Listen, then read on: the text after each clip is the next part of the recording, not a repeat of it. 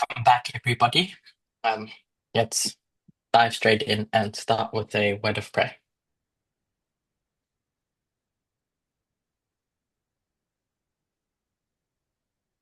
Dear God, thank you that we had the opportunity to have a short break. I pray that that break may have benefited both myself and everyone else.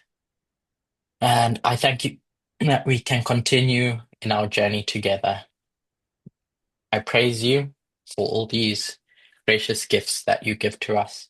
In Jesus' name I pray. Amen.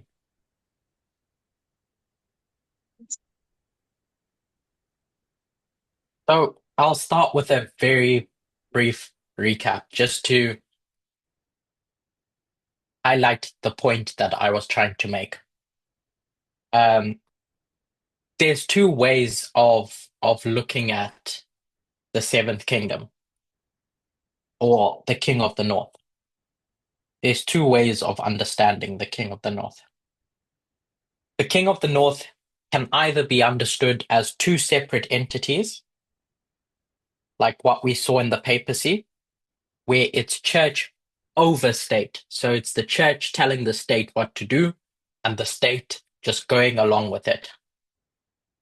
Or the second option, which we see more clearly demonstrated in Babylon, is this idea of the two being one. So my high school art reminded me that about color combinations. I thought to do a little bit of picture work to drive home the point, which is you're going to get two entities. So this could be the church, this could be the state. They're going to come together and they're going to infuse to make something new. So it's made up of two things, but it's this third thing that it is. So it becomes one entity.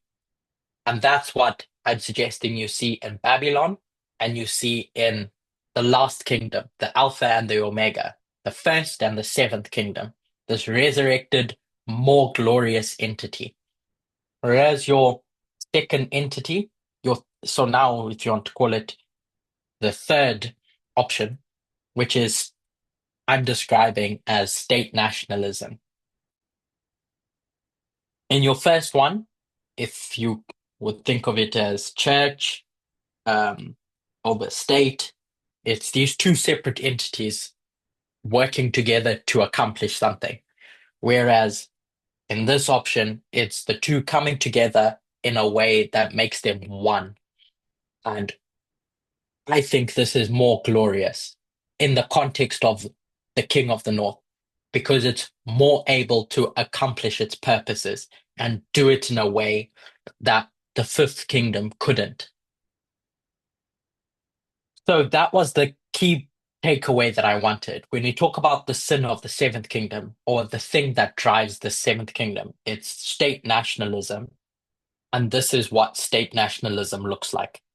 It looks like the state with an ideology that's going to seek to implement that ideology at home.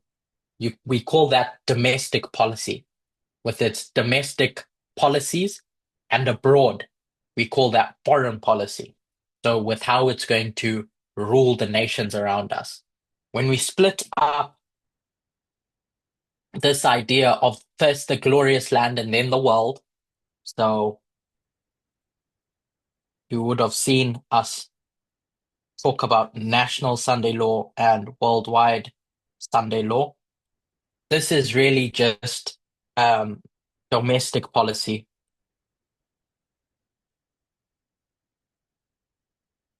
and this is foreign policy.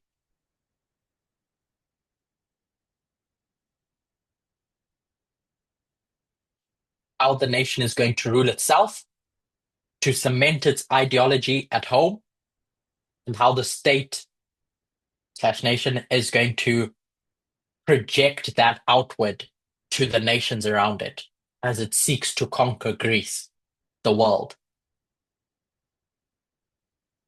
So that's just a brief recap. I wanted to put that in place first So now we could contrast that with the sixth kingdom. So in Revelation 17, going back to Revelation 17, in verse 8, we learnt about the beast that was,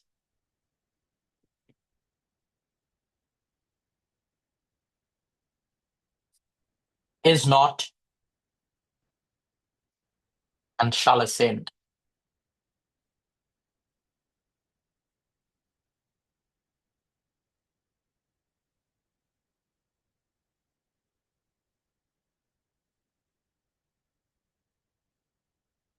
But in the same chapter, there's other imagery that we're given, other symbols, which is the heads. There's seven heads that are going to be described. And so in verse 10, if you can go with me there, we're going to learn about these heads. Now, this is tricky because these heads are on the beast, but these heads are not the beast. So they're on the beast, but they are not the beast. They're heads. So when we get to verse 10 and it talks about seven kings, well, really verse 9, because the seven heads are seven mountains, and those mountains are kingdoms. The king represents kingdom. So in verse 10, when it says there's seven kings, John is going to get it explained to him that five are fallen. Remember, this is 1798. That's the point at which John is standing. Five are fallen. One is, so this is the past, this is the present,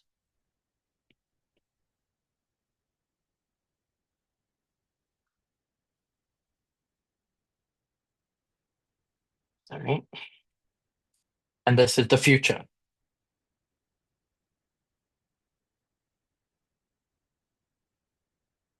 Your sixth, because after five is six, is the one that is, and the other is not yet come. So not yet means it's coming in the future. I'll just write yet to come. And this is your seven in that sequence. And then when the seventh comes, it's going to continue for a short space.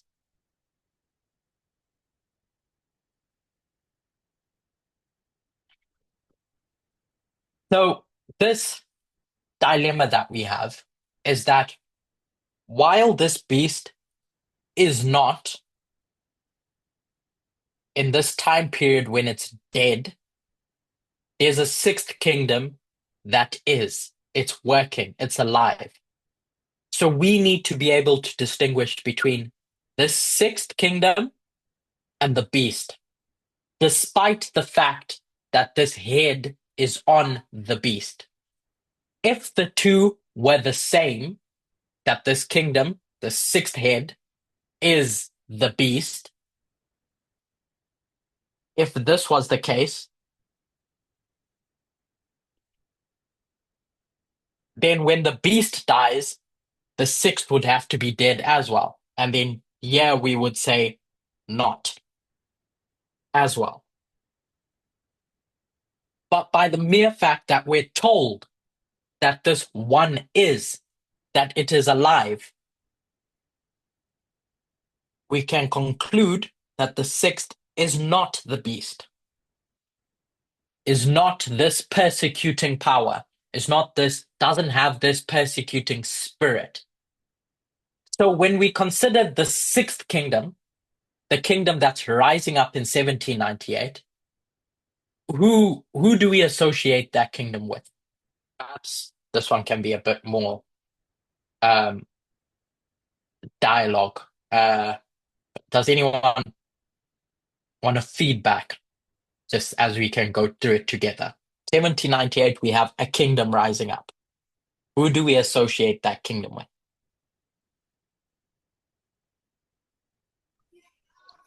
The USA. Mhm. So the sixth kingdom is coming up, and it's the USA.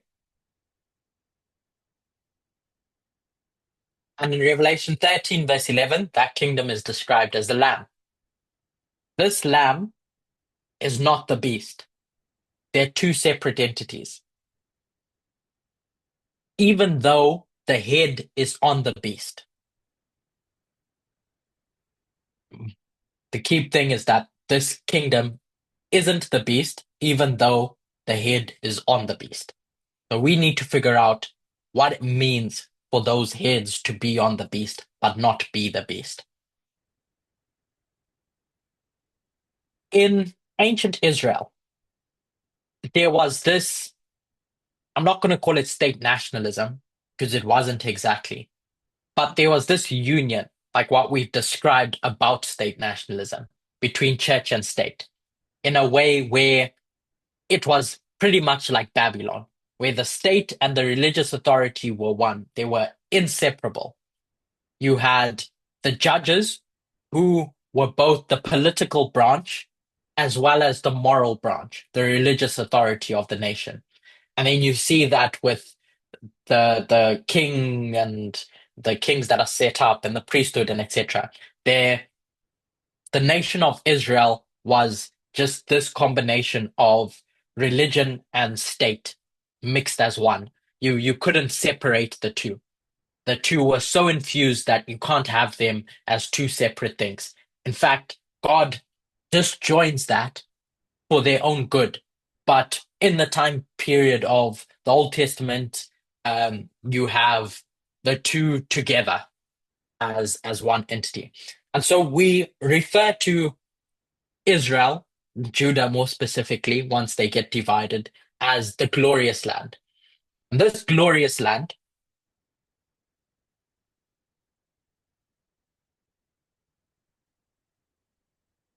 that we have in ancient Israel is both the state entity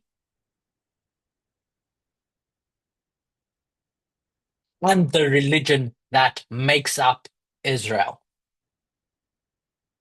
or the ideology. They're interchangeable because they go hand in hand.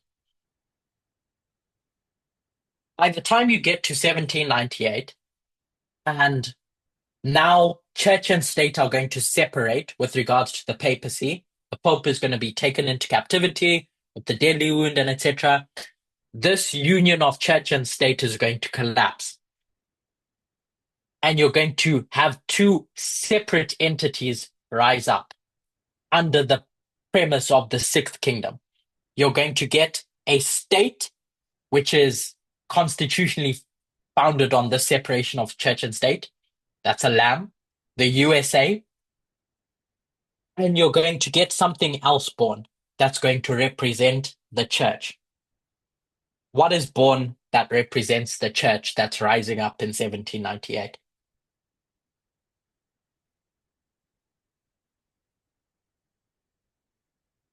In the glorious land, they were as one, but now they're going to be separated for their own good. But in 1798, there's two things that we mark as rising up in 1798.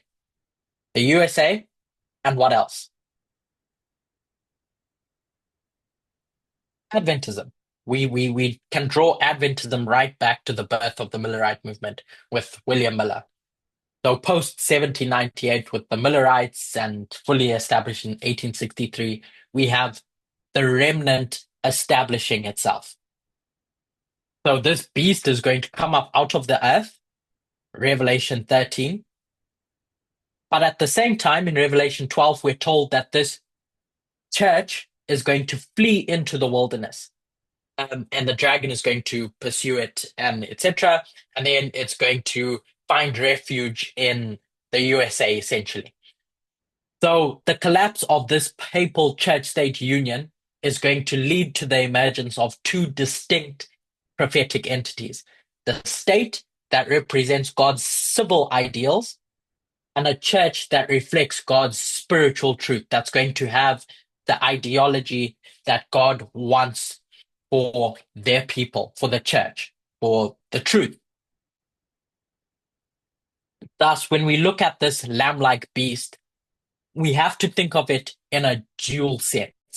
It's the sixth kingdom, and it's rising up out of the earth, this new unpopulated area, that's going to be a refuge for the church, for God's people, much like ancient Israel was meant to be. This lamb-like beast is Christ-like in origin, much like ancient Israel's calling. So when we think about this sixth kingdom, we can think of it as reflecting the glorious land in its state expression. So we have sixth kingdom, USA is equal to sixth kingdom.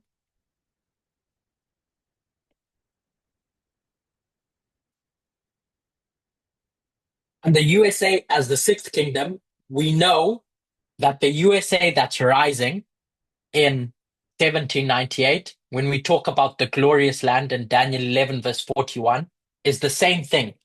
The USA equals the glorious land.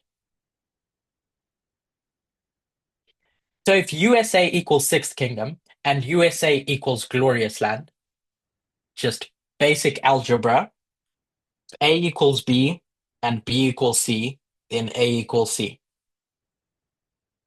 So this sixth kingdom is also the glorious land, ancient Israel in its state expression. The reason why this becomes important for me in seeing this link is because we can look at ancient Israel to understand it as a type or understanding the sin of the sixth kingdom as the antitype. In seven, just to package all this together, in 1798, the papal supremacy marks the end of the papal supremacy, marks a turning point. And out of this turning point, you have two new entities arise. You have the USA, which is representing your lamb-like state with Christ-like civil principles, and you have Adventism, representing the remnant church, which has the spiritual truth. These two are typologically the glorious land reborn. When we speak about it in verse 41, we're talking about the state nation bit. And that's what makes Acts 27 so powerful, because you can compare and contrast Adventism with the sixth kingdom because they serve different functions of the same thing, just two different versions of it. They're both the glorious land, but when we speak about it in a specific context, it has to be understood in that context.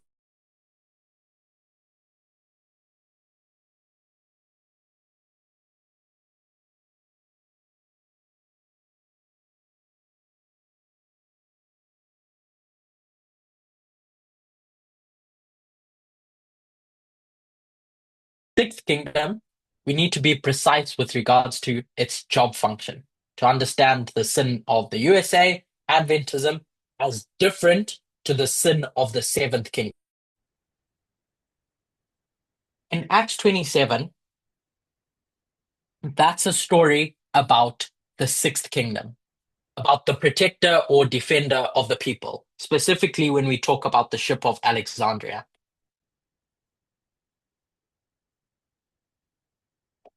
It starts its journey in 1798 and it goes through all phases and then it gets to Snyder's. Um, I'm just going to highlight specific points in that in 1863. And this ship is going to go off course. The off course bit that we associate with Adventism is the rejection of the 2520. And we'll explore why the rejection of the 2520 specifically takes that ship off course. If this ship is a good ship, the defender of the people, why would the 2520 mean that it goes off course for Adventism? And we can compare and contrast that with the sixth kingdom because they share the same properties. It's just now in two different versions or faces of what they're protecting.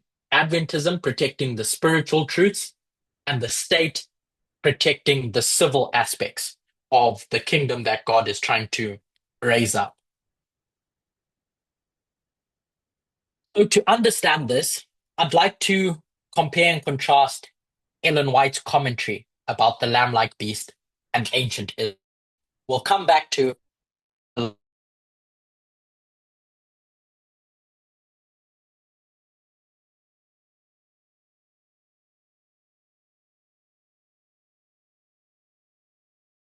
comparison to the seventh kingdom. Seventh kingdom, state nationalism. Sixth kingdom, what is its sin? Because in isolating the sins of the two, we can see how later down the road, the judgment for the two is different. So this beast is going to rise up out of the earth in Revelation 13, verse 11, with two lamb like horns. And Ellen White is going to give a lot of description about this history. She's going to talk about Roger Williams and his first colony on the East Coast, and the fact that it's set up under specific principles. The principles that everyone should be able to worship God according to the light of their own conscience. Ellen White is writing in a time period where there's a lot of skepticism towards the papacy. Coming out of the Dark Ages, that was at the forefront of Protestants' minds. We see that in how they framed 1850 and how they framed 1888, despite the fact that the threat was much bigger than Catholicism. The threat was the nation itself, the state itself, and how it viewed itself. So she's going to write all of her commentary in Great Controversy with a specific, sorry, with a specific focus, and that focus is the papacy. So for her, the principles that are going to make up the sixth kingdom are going to be described in the light of religious liberty. She speaks about how the foundational principles that made up Roger Williams' colony are going to form the basis of the American Republic, the cornerstone of the American Republic, civil and religious liberty.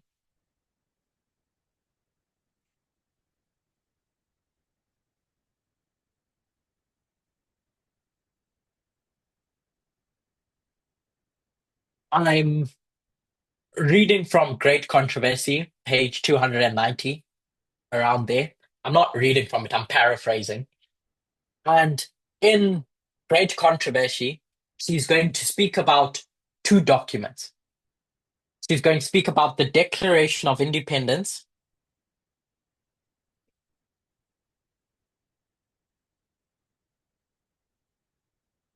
and she's going to speak about the Constitution. These documents served different purposes, connected but different purposes. The Declaration of Independence essentially housed the principles that the Sixth Kingdom was going to enshrine, that the Sixth Kingdom was going to live by.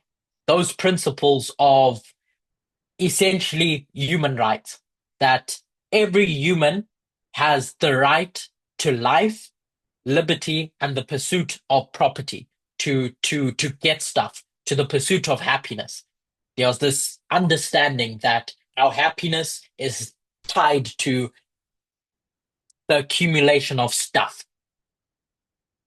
Now, these principles in the Declaration of Independence, when Thomas Jefferson writes it, were just principles. They weren't enforceable. It's not a legally binding document. When they declare independence from Britain, it's Thomas Jefferson and everyone else who had a part in the Declaration of Independence saying, we are no longer going to be tied to you because there are certain principles that we believe we should live by. And these principles are fundamentally in in tension with how you've run your kingdom in the old world. But here's our principles. Now, if we have these principles in the Declaration of Independence, it's not legally binding. So, what did they need to do? They needed to get those principles, and a few years later, as they recognized that you can't run a country like this with just principles because everyone ends up doing their own thing, they came together and decided, let's create a constitution. Let's take those principles and codify them. Let's put them into law. And that's what the Constitution does. It codifies the principles. You see this same dynamic in ancient Israel. The principles, love God, love your neighbor, are great in and of themselves. But if you have them just as principles that you're going to describe, one, everyone interprets those principles differently. And two, you cannot enforce them. Because what if someone doesn't want to live by those principles? So Moses stands up and recognizes that, well, Moses alongside God are going to recognize that I have these principles, but you, my people, need to be guided. And so here come the 10 commandments. Simply put, split into the four and the six. Love God, your first four commandments. Love your neighbor, your last six. Those principles run through those codified laws, those codified institutions. In the sacrificial system that you see in ancient Israel, whether it's the sanctuary or the Levitical laws and everything about the Jewish economy, is created around this idea of codifying certain principles that God has for their kingdom. Love God, love your neighbor. So Ellen White is going to describe the rise of this sixth kingdom in this way, that there are principles in the Declaration of Independence. Those principles need to be codified. So in that paragraph that I'm referring to in Great Controversy 295, I think it's paragraph 3, he says the framers of this constitution, everyone that came together, recognize that there are principles that should guide our behavior. Reasoning was not necessary to establish this truth.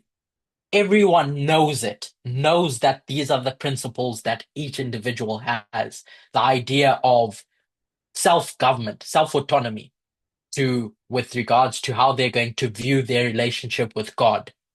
Again, she's going to frame everything around God, but it's really related to human rights more broadly, pluralism. Going on later down the road, she's going to describe this lamb-like beast, and this lamb-like beast is going to be represented by republicanism and Protestantism. Principles found in the Constitution, because this Constitution is going to guarantee the rights that the Declaration of Independence speaks about. They weren't guaranteed before, but now they're going to be guaranteed because the Constitution is going to do that work of guaranteeing them. Um, this is where I'm reading from. America, the USA, is going to act as an asylum from persecution for your Christian exiles, your remnant that are going to run into this haven. And she says these people who were running from persecution, their views about establishing a government based on civil and religious liberty are going to be found in the Declaration of Independence, the principle. And the Constitution is going to guarantee these principles that they found in the Declaration of Independence. I'm saying this in different ways so we can see the distinction between the Constitution and the Declaration of Independence. The principle and what today we would call as the policy, but it's more than a policy, it's an institution. Because that Constitution has various institutions that make it a constitution. There's different ways of describing institutions. So, in fact, first we'll describe a principle. I've said this term several times. Your principles are your fundamental truths that are going to serve as the foundation for your belief system, whether it's you as an individual, a company, or the country, the nation. So what do you hold to be true? Self-evidently. And you're going to use that to guide your actions. It's a rule or belief that's going to govern your behavior. They're basic truths, they're fundamental ideas, etc. So Ellen White is going to describe republicanism and Protestantism as the principles that were meant to guide or that were meant to make the sixth kingdom the sixth kingdom. It found its prosperity and its wealth, its greatness in those principles. When we think of an institution, however,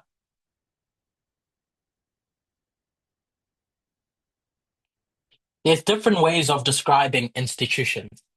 Aldertes used it in a specific framework to describe an organization. Um, However, institutions could be described in a different way. So, depending on the study we're doing, you have to be sure as to how you're describing institution. And Aldo Parminder has described it in the way that I'm going to describe it now, where your institution is your structured or established systems of rules, of practices, of behavior that's going to shape um, the government's or the organization's behavior in society and community in a specific area. And these institutions can be formal or informal. A formal institution would be something that is officially established through laws, through regulations, through constitutions. So, an example is governments. Your government could be an institution, schools, or corporations, or a religious organization. Those would be formal institutions. Your informal institutions are things that come about through custom, through tradition. So if we think of marriage, it's a formal institution. The Sabbath, marriage an informal institution because it's a custom that God established. The Sabbath, again, it's a custom. It's part of social norms. It's unwritten. It's not codified. So your institutions take your principles and they say, okay, let's make those principles law now. So whether it's the various parts of the Constitution that look to safeguard and put into practice the principles, it could be the arches, it could be checks and balances, it could be the amendment process. All those things that make up the Constitution are put in place to protect the various principles that are penned in the Declaration of Independence. Um, another institution that we can think of is the Bill of Rights. The Bill of Rights, those various amendments that get added to the Constitution to protect the principles in a more explicit way.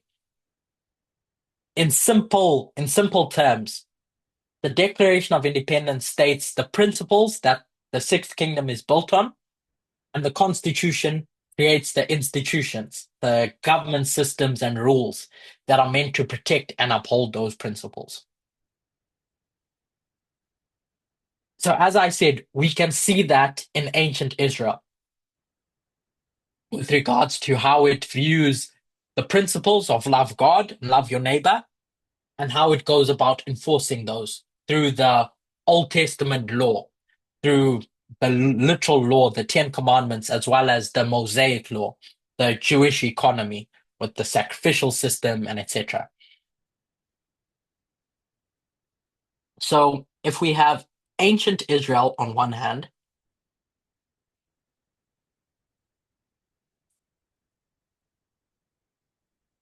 and we have the sixth kingdom on the other,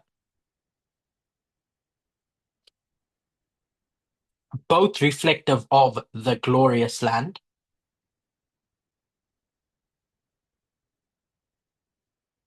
We can see how we can look to ancient Israel to find out what their sin was, to see what the sin of the sixth kingdom is. I hope those steps make sense. So, in the time of Christ, the end of ancient Israel, there were various institutions that were set up. I spoke about the Ten Commandments, I spoke about the temple, the sanctuary service. It could be the way in which they viewed tithe, the way in which they viewed the various holidays that God gave, whether it's Passover or the Feast of Tabernacles. All those various things were institutions given to Israel for their benefit, to protect the principles that God wanted them to give to the wider world. Love me, God, and love your neighbor. Protect human rights. These institutions were meant to do that thing. But Jesus comes along after John has called out the Pharisees and done his work, and Jesus describes Israel as corrupt. In Matthew 21, Jesus is going to march into the temple. This is describing the temple cleansing, and he's going to say, "You people have corrupted my temple. I told you that my house is a house of prayer. The purpose of this institution is to protect your relationship with me. That's what a house of prayer is. It's your communication with me in this relationship. That's what my house is. So this institution was meant to protect this principle. Just breaking that down. My house, the sanctuary, is the institution that I gave you. And the purpose of this house was a house of prayer.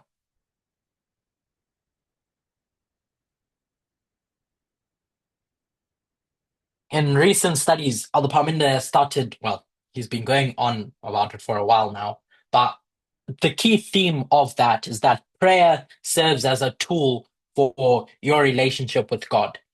So if you can think of the principle that that house, that prayer was meant to establish its relationships.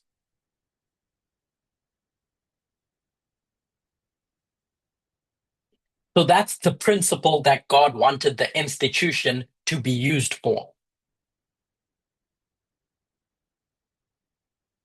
Remember me, I'm your God. This is where you come to do that thing, to maintain that principle. And Jesus says, this is what it was created for, but instead you've turned that institution into a den of thieves. So this institution has become corrupt. Now it's no longer serving its original purpose, which was yours and my relationship. And instead, it's now serving a different purpose. Now it's a den of thieves, i.e., it's serving a principle of selfishness because you are using this institution to line your pockets, essentially. So the temple, meant to be this place of true worship, is turned into a marketplace, essentially exploitation. It's turned into an exploitative system. In Matthew chapter 15, throughout that whole commentary between Jesus and the Pharisees, I won't read it, but essentially Jesus is talking to the Pharisees and he's rebuking them. And his rebuke is directed towards the fact that they've taken God's commandments, the institutions that God gave them, and replaced them with human traditions. It's like allowing people to avoid supporting their parents under the guise of religious devotion. So they've looked at these commandments that God gave with a specific intention to protect certain principles and said, you've replaced my institution that I've given you with a substitute institution created in your eyes. And when you do that, the principle that I wanted to achieve in cultivating in you is now lost because now it's going to serve your own interests.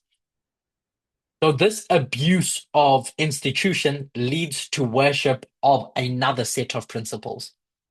In Desire of Ages, um, page 84, I think it's chapter 1 or 2, around there, Ellen White is going to describe the state of Israel by the time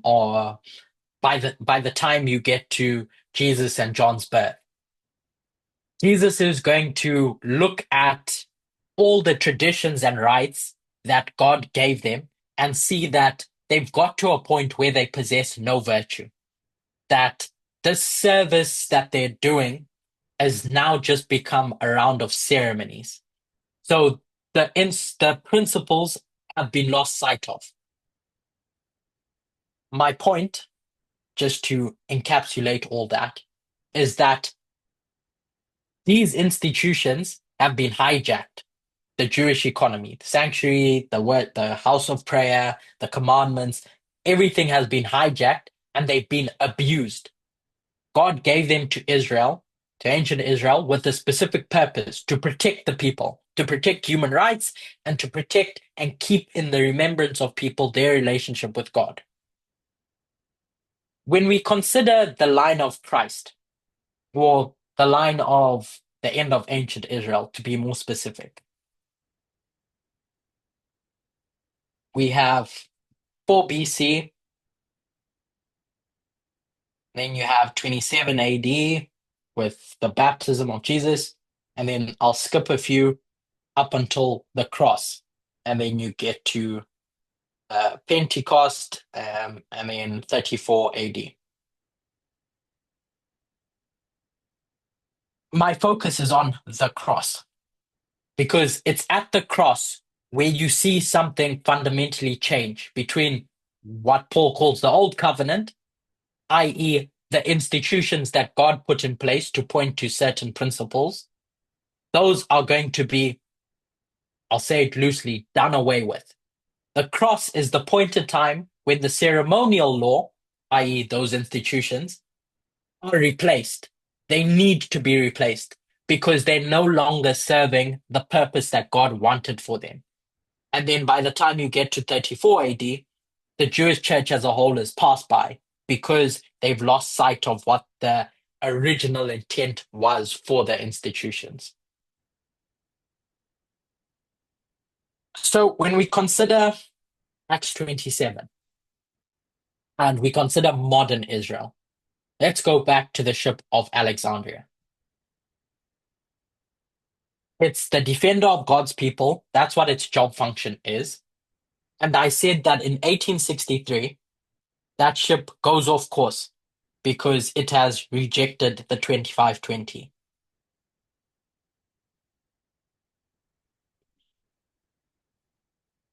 So what does rejecting the 2520 have to do with this job function of protecting or being a defender of God's people? What are the principles that we spoke of? Love God, love your neighbor. So what does rejecting a time prophecy have to do with that, with not fulfilling that job function? I gave a brief definition of what an institution is. It's a thing to codify something. If we think of the 2520 and the context in which it was given, that prophecy was given, outside of its original intent, obviously, we can go to verse 1 to 3 to see the context of said 2520. God is essentially going to say, don't make idols, don't make graven images, no idolatry. Keep my Sabbath and respect my sanctuary. If you do these things and keep my commandments, then I'm going to bless you. But if you don't do these things, i.e., if you end up making idols, if you end up not respecting my sanctuary, if you end up not keeping the Sabbath, then you're going to be cursed, the blessings and the cursings. The principles that needed to be protected were love God, love your neighbor. Um, and if you don't do that, then you're going to be cursed. So the 2520 is going to package all of that into this covenant between God and humanity. And the 2520 is going to be the thing that institutionalizes that covenant of blessings or cursings. So when we think of what's happening here in 1863 with the 2520 being rejected, it's the rejection of an institution that was meant to remind ancient Israel, God's people, of who they are, of what their purposes are, embedding those principles. You reject the 2520, there's this loss of accountability between you and God. Your love God relationship is broken. If you reject the 2520, there's this forgetfulness of the love your neighbor bit, the principles of justice, mercy, equity. And we see that demonstrated how Adventism has lost sight of prophecy. You reject the 2520, you have no prophetic bearing anymore. So when you get to 1989 and the king of the north is going to be resurrected, and you want to understand the workings of the man of sin, just putting 2SM in the chat, you're not going to be able to do that because Ellen White is going to describe prophecy as historical events set before the people, a figurative delineation leading down to the end. And it's that last bit that becomes the important part for me, is that the scenes connected with the working of the man of sin are going to be revealed. If you have a correct bearing of where you are in prophecy, you're going to understand what the sin is of the man of sin. So if you want to understand said man of sin, what do you need? You need prophecy. You need the 2520 because it's the 2520 that's going to remind you. The whole context of the Sabbath is this thing of remember. Remember everything that was going on in Eden and the harmony you saw there. Remember now it's after the fact they've been pulled out of Egypt. But if I can just call it the Sabbath, because that's what all those other institutions point to, whether it's the sanctuary, Passover, etc., they point to the Sabbath. It's remember where you came from. Remember what you went through when you were in captivity. And if you remember that, you'll remember to stay humble as my people. You'll remember to do the work of protecting these principles of love your neighbor, human rights, essentially. So if you have no prophetic bearing, then you have no bearing as to what social justice means. Hence why we see Adventism in such disarray with regards to the sins that make up the man of sin, the seventh kingdom in today's context. The Millerites got it right in seeing what the sin was of the time, the sin of slavery, because they had a correct bearing with regards to the 2520. They don't frame it directly like that, but they understood that they were living in the time of the end because of the 2520. William Miller's work in doing that. When I say the 2520, it's really all the other time prophecies that encapsulate what the 2520 was about. Um,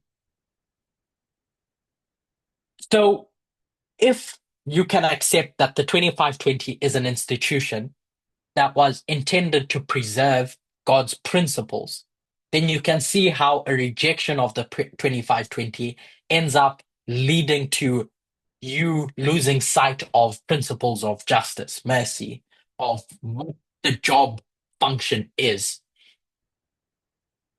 So now when we think about the ship of Alexandria, and in 1863 it goes off course, in 2001, that thing is going to be a scourge is going to come against that ship, and methodology is the only thing that's going to hold that ship together.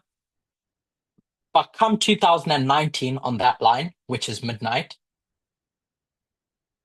a message is going to come to Paul, and Paul's going to tell the other sailors that shipwreck is coming. this lines up with the cross that we spoke about over here. And what happened at the cross? What happened when Jesus was crucified? That curtain is torn, which means that these institutions have been abused for so long that I just cannot use them anymore. So they are not fulfilling their job function.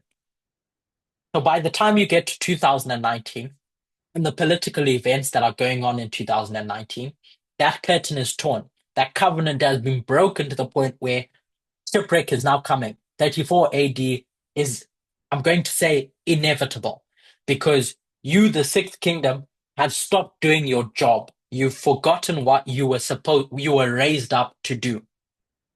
So I'm suggesting that Adventism's institutions, because we're comparing and contrasting the sixth kingdom with Adventism's institutions have been seen to be no longer fit for purpose. And then by the time you get to shipwreck, 34 AD, that church is passed by, and a new church with new institutions needs to be raised up to safeguard those two principles of love God and love your neighbor. Some of the institutions that we can think of that were meant to be the pillars of Adventism to ensure that they remain on course in doing God's work are one we've spoken about, the 25-20, so prophecy. We've the two that Ellen White says directly, marriage and the Sabbath.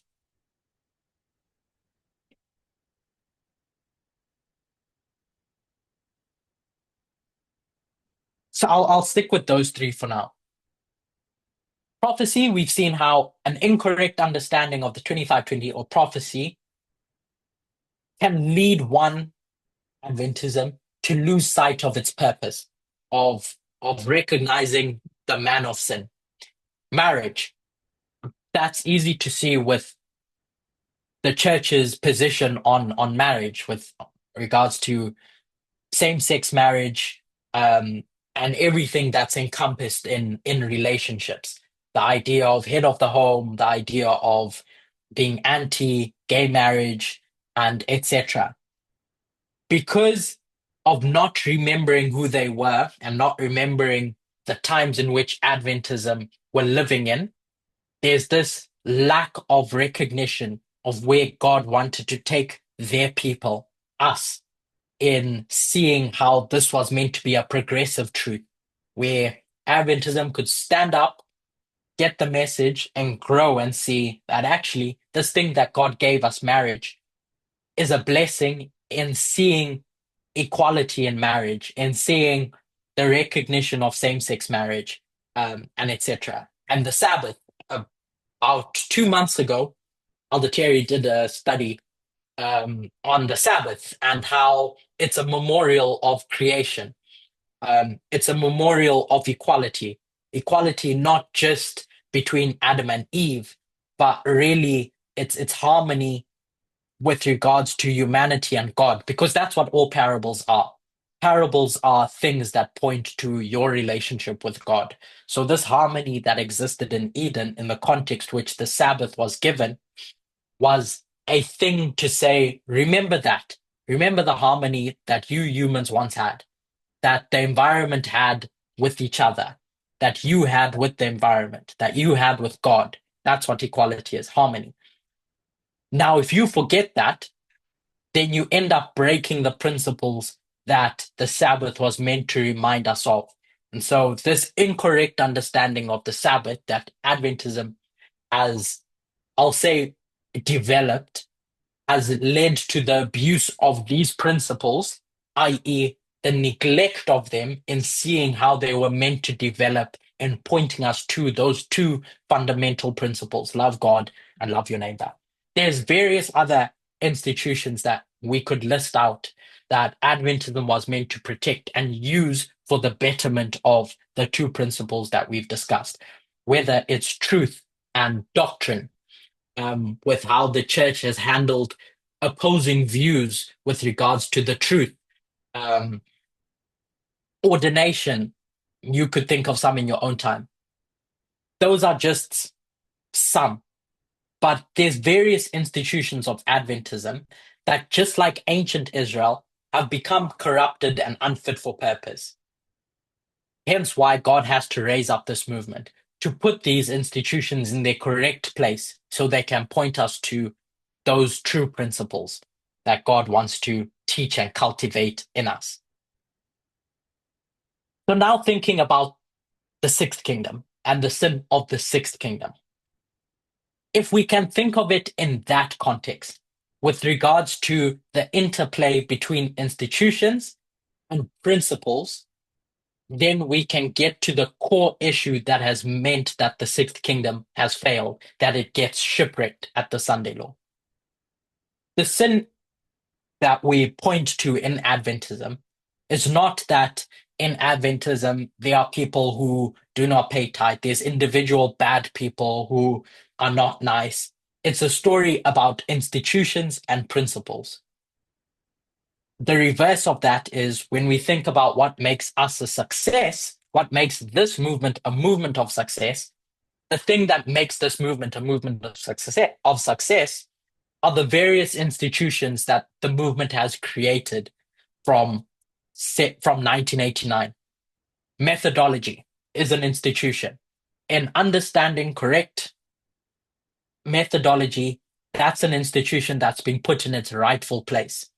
The institutions surrounding how we view marriage as a movement, the institutions regarding ordination, prophecy, um, the Sabbath, and the fact that the Sabbath is really a pointer to equality, how we deal with um, disputes in the movement, doctrinal and moral. Those are the various institutions that I think make this movement a success. It's that they've been put in their rightful place. And this is a study for another day, but come the Sunday law, that's the point in which we should have recognized, we should recognize that all the institutions that make this movement a movement of success, or should make it a movement of success, have been put in their rightful place. Because without those institutions in their rightful place, the movement cannot do its job function.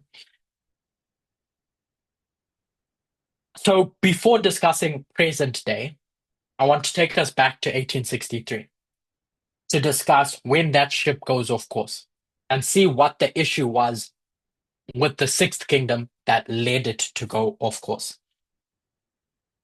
We have everything related to In God We Trust, um, this coming together of church and state and etc. But more broadly, in the Civil War, there were two things taking place with the North and the South. The North Kingdom, if we can simply say it this way, the North represents the sixth kingdom, the defender, protector of the people, the ship of Alexandria.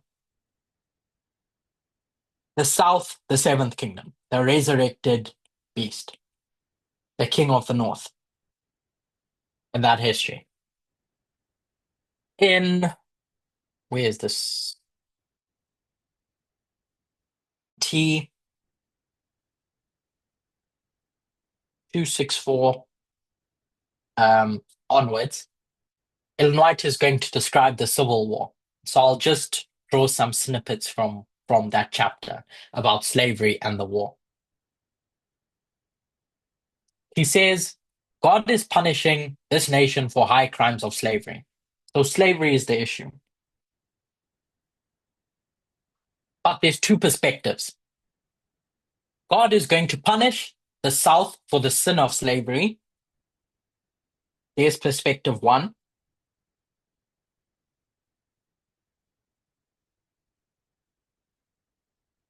And the North for essentially not doing enough to stop the sin of slavery. So not using the institutions that it has to kill off this sin.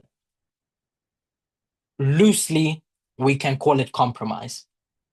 I think it's more complicated than just saying compromise, but we'll just call it compromise for now.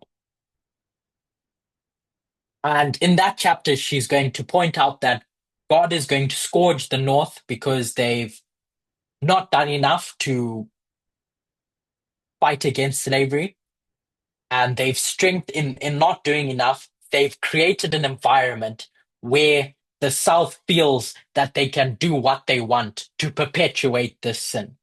So their lack of action is the thing that has created the environment for the South to take advantage of the situation, essentially. And she goes on in that chapter describing this in various ways back and forth. How at times during the Civil War, where the North really could have won, God wanted to punish the North, and so the South win in an event that really the North should have won, and etc. But the key takeaway from that chapter is the North created an environment by failing to do something where the South could take advantage of that environment and perpetuate the sin of slavery.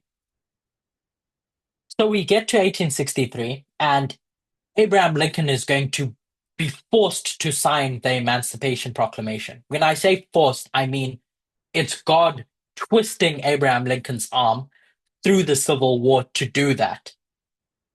Abraham Lincoln or the North shouldn't have had to have the Civil War to sign the Emancipation Proclamation.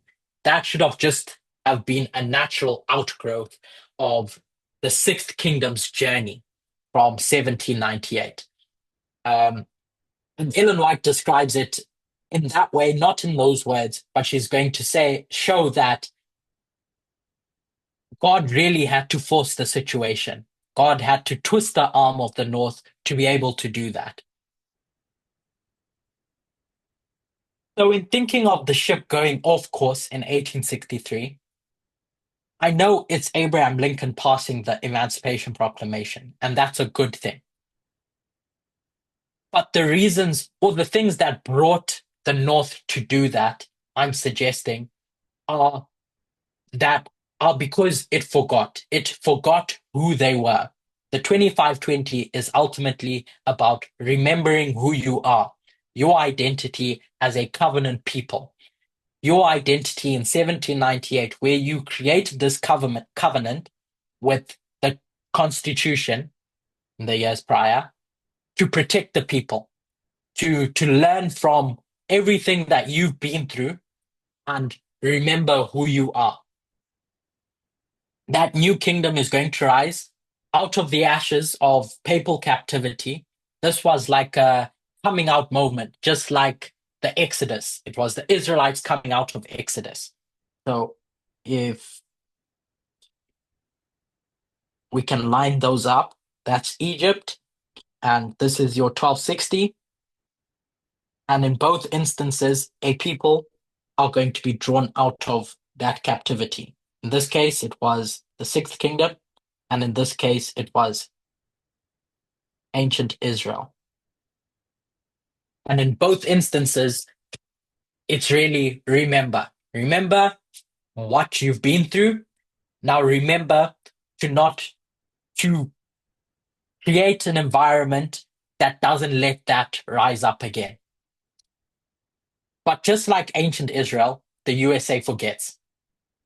It doesn't literally forget the 2520, but I'm going to say it rejects the 2520 by forgetting the scattering that they were in. And so it forgets its story, the long arc of its identity.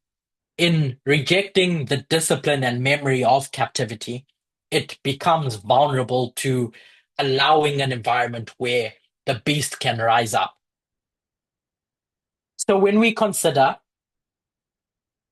ancient Israel as the glorious land, while it fails to remember the purpose of its institutions, I ask the question, does it ever become Babylon? So here's ancient Israel. It's under the time period of the kings, pre-Babylonian exile. They've started worshipping idols. They've forgotten their role in the world, and God is going to bring a scourge against them, the king of the north, Babylon. They go into captivity, and in that captivity, does ancient Israel, the glorious land, ever become Babylon? No, it never becomes Babylon. It may take on its doctrines. The people get brainwashed, they buy into its doctrine, but it never becomes Babylon. That's the natural. And I think that we've made this case in relation to Adventism. The fact that Adventism never becomes Babylon. Ellen White hones this in that the church is not Babylon. It never was, it never is, and never will be. So if we can say that about the church aspect, Adventism,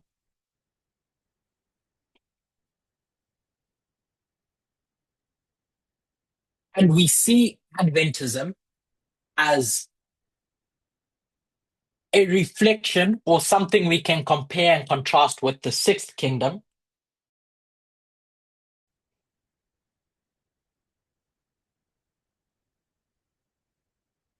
not Babylon, and we can compare and contrast the two because both reflect the glorious land in different ways. What can we say about the sixth kingdom? Going back to our discussion at the beginning about Revelation 17, the was, is not, will be, and the king, the five fallen, is and shall ascend, and etc. As we compare and contrast the two. That the sixth kingdom never was, is not, and never will be Babylon. Babylon being the king of the north.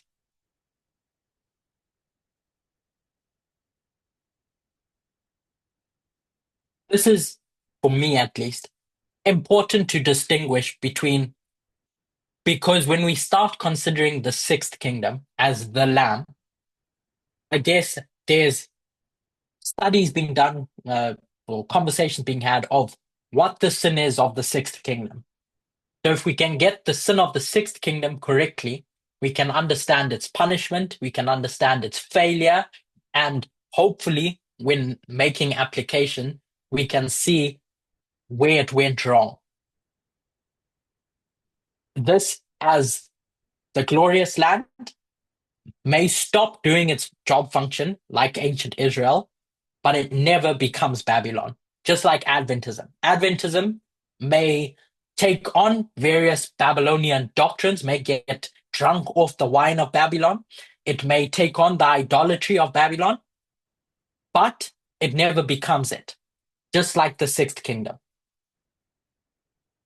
In our first presentation, we spoke about the seventh kingdom. And we framed that in the context of state nationalism. That's what makes the seventh kingdom the seventh kingdom.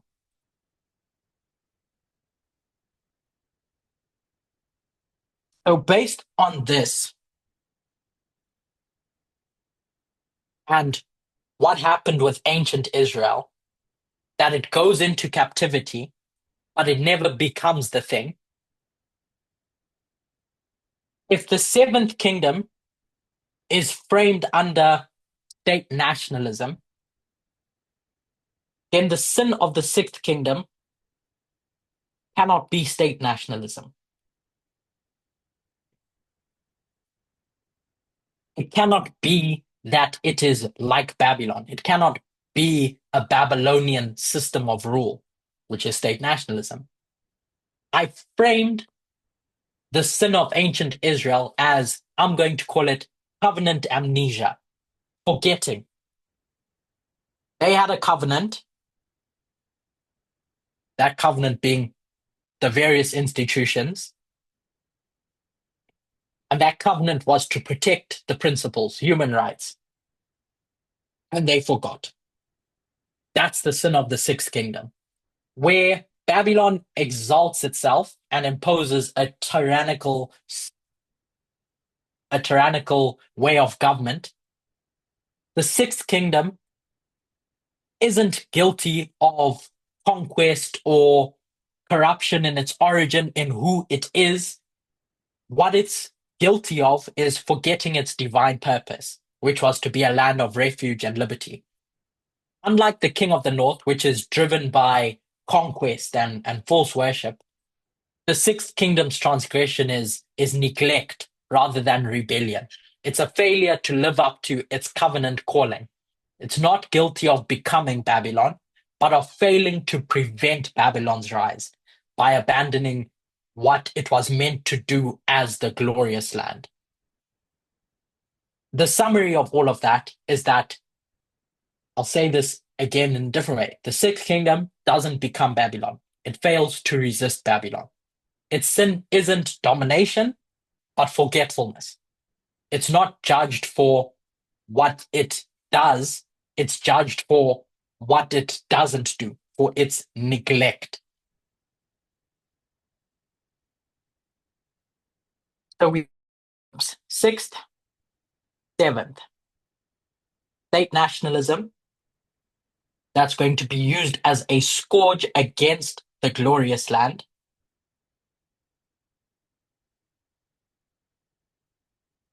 And your sixth kingdom essentially forgets.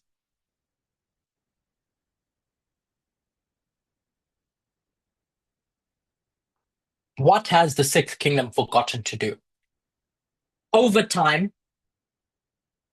there's been an understanding in the USA. Alderteri will phrase it as two visions for what the USA should be and should do. In one aspect, the USA was meant to be seen as a progressive state. So essentially, grow as you learn more about your job function.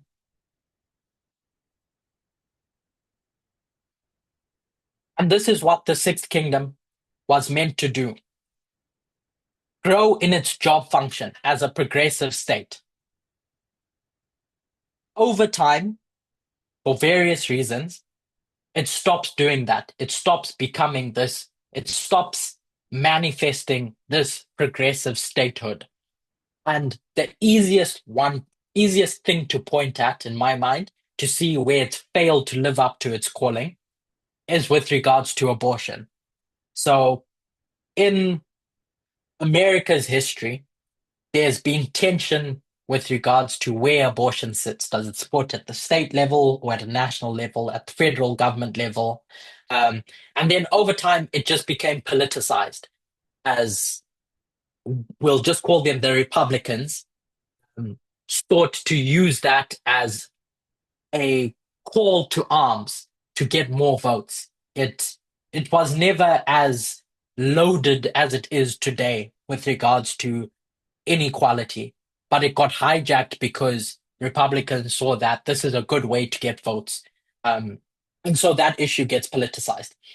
But as that happens, Roe v. Wade gets passed to ensure, to set a precedent for legal abortion. And the Democrats had the opportunity to codify that, to institutionalize that principle of a woman's right to pursue life, liberty, a woman's right to life, liberty, and the pursuit of happiness. But because they become lazy, the Democrats, they don't do it. To create an amendment, you need what you call supermajorities. Democrats had opportunities to do that, and they don't do it for whatever reason. But they become lethargic in their job function as protecting those principles that we've spoken about. That's just one instance. There's several others you can look to if you want to look to the economy and how they didn't resist the Reagan era politically enough. In fact, they compromised a lot with it. So now we end up in a situation where the right to pursue property is no longer protected. In 1989, to close, I said that the failure of the Sixth Kingdom is not resist is the failure of the Sixth Kingdom is creating an environment where the Seventh Kingdom could rise up. In this time period between 1798 and 1989, the Sixth Kingdom is it's managing the affairs of the USA, while the Seventh Kingdom is in the grave, and the Sixth Kingdom is essentially keeping it there, keeping it in the grave. Over time, we can point to how the Seventh Kingdom rears its head and tries to take control, but the Sixth Kingdom essentially is there to keep the seventh in the grave. But then something fundamentally happens that changes what's going to take place. Ronald Reagan is going to become president. And the period of US prosperity is going to start coming under attack. You had a welfare state that was created by FDR in the New Deal, and Reagan's going to undo all of that. That's internal policy. That's what makes MAGA MAGA. MAGA draws all of its inspiration from Reagan. It's Reagan. Trump's term at the moment is really Reagan 2.0. This is domestic policy.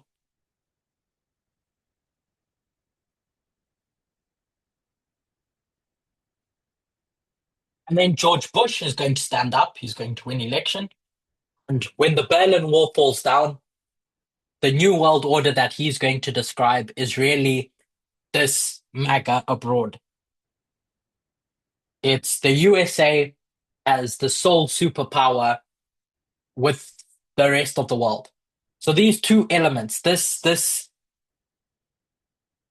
culture or this environment, let me say this environment that's created around the time of the end is what gives birth to the Seventh Kingdom. And through its course of from 1989 to the Sunday Law, the Sixth Kingdom is not going to resist the Seventh Kingdom in the strong fashion that it needs to.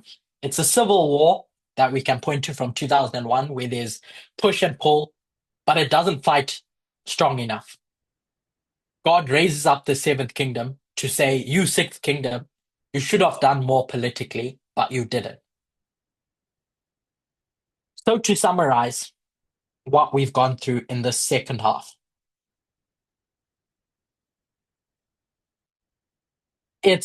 I tried to demonstrate that when we think of the Sixth Kingdom, it's interchangeable with the glorious land. The reason why I wanted to do that, to show that the two are synonymous, is because we can compare and contrast the glorious land as the Sixth Kingdom with ancient Israel as the glorious land. And one of the key concepts that we know about the glorious land is that it never becomes Babylon. It may go into captivity into Babylon, but it never becomes it. So the king of the north may take the Sixth Kingdom into captivity, but the Sixth Kingdom can never be the king of the north. It's said parabolically in Revelation 17 in with regards to the beast, the five are fallen, one is the sixth, and there's one yet to come. But there's a lot of questions around whether this Sixth Kingdom is the king of the north as well. And my intention was to try and demonstrate by comparing and contrasting with ancient Israel how that can't be the case. Even if that head is on the beast, we it's not as straightforward as saying the head being on the beast means that the head is a manifestation of the beast. Because there's other models we can point to where that's not the case. So if anything, it makes us question what does it mean for the head to be on the beast? So in that relationship with the USA being the glorious land, Adventism the church is just one aspect of it, but in its primary sense, Daniel 11, verse 41, the USA being the glorious land that the King of the North goes into, there has to be a sin that the sixth kingdom does that the seventh kingdom punishes the sixth kingdom for as a tool in God's hand. And so I tried to start exploring what that could be by distinguishing between these two things, principles and institutions. Principles being founded in the Declaration of Independence, and your institution, simply put, being your laws, your constitutional framework. Um, and for ancient Israel, that was the sanctuary system, the Jewish economy that were meant to protect, love God, love your neighbor. I went through one of those examples with Jesus rebuking the Pharisees for turning the sanctuary into something that served themselves.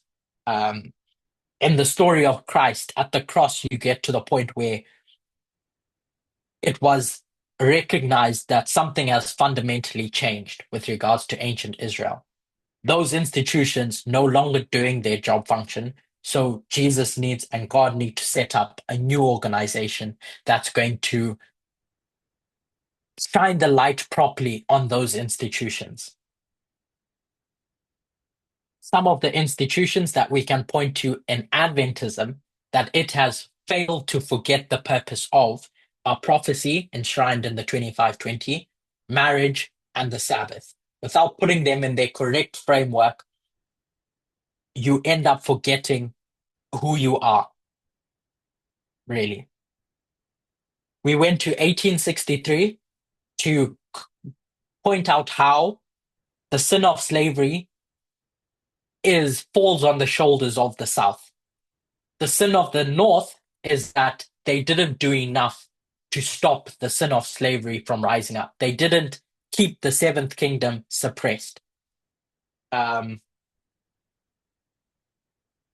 and so, just to summarize all of that, it's to point to state nationalism points to the seventh kingdom, and covenant amnesia, if I can call it that, is points to the sixth kingdom.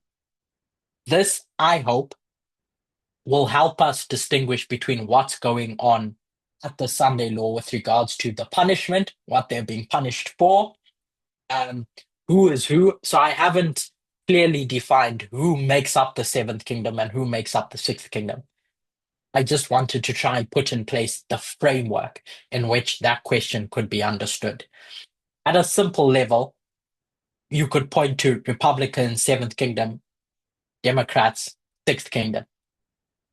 But as you weave through history, I think you can see how it's a bit more complicated than that. Um, and at some other point, perhaps we could explore that. But I hope that that made sense around why the seventh kingdom gets resurrected around 1989. There's an environment that gives it the opportunity to do so. The sixth kingdom has didn't work hard enough at keeping this seventh kingdom in the grave, essentially. Um, so we'll close with a word of prayer and then do a Q&A if that's the order of events. But please join me as we pray. Dear God, I praise and thank you for the 2520. Thank you that it has been established as the cornerstone of who we are. And it's my prayer that we may not forget its importance outside of it just being a number, but in relation to what it's meant to do for us, that we do not forget that there are institutions that we have that are there to protect the people. And so I pray that you may forgive us for at any time we have forgotten. And I pray that we may do the work that you have called us to do as a movement in building up those institutions again so they can point to what you want us to learn in its rightful place. I pray all these things and ask for your blessings this Sabbath. In Jesus' name, amen.